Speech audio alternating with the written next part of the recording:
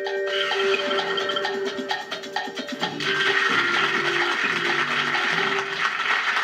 back. Yes, we don't want to waste a resource. Well, David, there are, as you've talked about many times, so many different language groups around the world that are influential on the formation of language. But actually being able to say words in different languages is not always equally easy for different language groups, and it produces some very interesting results. That's true. There's so many wonderful words in the world, but we can't always pronounce them, and that is the same for people in all cultures. And this, for example, in Japanese language, the word for television is television, because that's easier for that race to pronounce. With a B sound in it instead of the V. That's right. And motorbike is motorbaiku, because that fits in with their noun pattern. It's easier to say, and it's been modified to adapt to the local palate or the received language. And we have many examples in English. For example, in chess we say checkmate, which is based on the Arabic shamat, which is king is dead.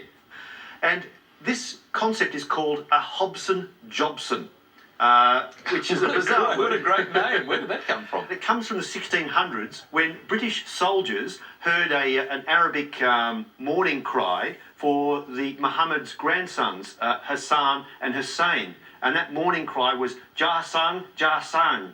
Now, you would think that's a fairly approximate result, coming up with Hobson-Jobson, but that is the upshot of either mishearing or hearing and being troubled to pronounce that chant. So up comes Hobson-Jobson, which describes all these words we've received and other cultures have also received, but it just tweaked slightly, if I could use that word, to harmonise and also fit in with the local linguistic patterns. Intriguing background as to how those things develop. Thank you, David. Pleasure. Our scores. Laurence is on 5, Tony is on 14, and we're moving into our next letters game with Laurence to choose. Can I please start with a vowel? Thanks, Laurence. O. And one more? E. And I'll have a consonant now, please. S. And another one? N. And another one? P. And another one? R. And a vowel, please. O. And a consonant. D. And a vowel, please. And last letter, I. And 30 seconds.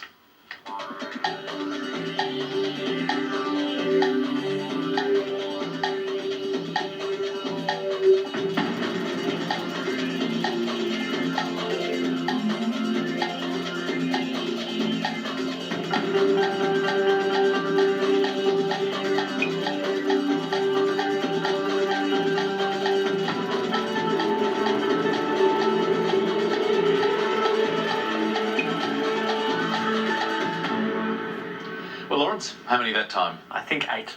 That sounds great. Tony, Any other 7? let's start with that, please. Spooned. And your 8. Snoopia. Ooh, that produces the ooh sound from David, and a very rapid move to the dictionary. Let's have a look. Snoopia. Snoop and Snoopy. Unfortunately, Laurence, the comparative form, the ER form, is not listed, and it would need to be because of that spelling shift from the Y to the I. Spooned is good, either to loft or to cuddle. Now, there is an 8 here, and that is poisoned. We were talking about Deadly Nightshade last night. Here's poisoned for 8. Well done, David. And well done, Tony. Bad luck, Laurence. 7 points for Tony. Let's see what we can do with some more letters now. And Tony, what would you like? Thanks, Richard. I'll start with a consonant, please. Thanks, Tony. S. Another one, please. D. And a third. G. And I'll have a vowel, please. E. And one more vowel. O. Another vowel, please. A. And another vowel. I. And I'll switch to a consonant. S. And one more consonant. And lucky last, H. Thank you, Lily. Here we go.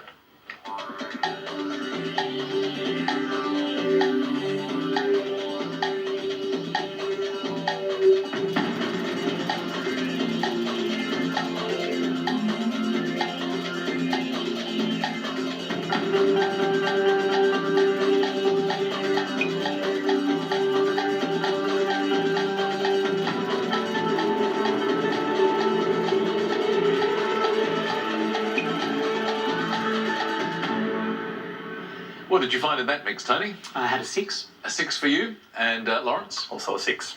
Let's begin with yours, Laurence. Gassed. And yours, Tony? Gashed. Couple of unpleasant experiences there. They are, but they're both fruitful, good 6s.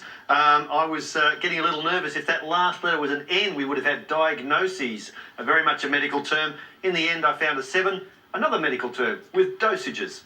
Nice work, and well done to Tony and Laurence, 6 points each. Let's mix it with the numbers again now, and this time, Laurence, your combination choice. Can I have 4 small and 2 large, please, Lily? Thanks, Laurence. That's 2 large and 4 small. And our numbers are 6, 10, 3, 9, the 2 large, 125, and the target treat is 111. Let's head there.